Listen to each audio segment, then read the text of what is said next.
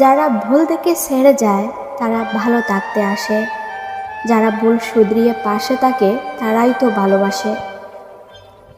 একজন প্রেমিকা ঠিক ততটাই সুন্দর, প্রেমিকের চোখ যতটা সুন্দর। তাকে ছেড়ে চলে যেও না, যে তোমার শত খারাপ ব্যবহারের পরেও তোমাকে ছেড়ে যায়নি।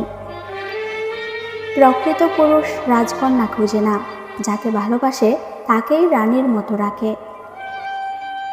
প্রথম দেখায় কখনো ভালোবাসা হয় না, যা হয় তা হলো ভালো লাগা। আর সেই ভালো লাগা নিয়ে ভাবতে থাকলে সৃষ্টি হয় ভালোবাসা।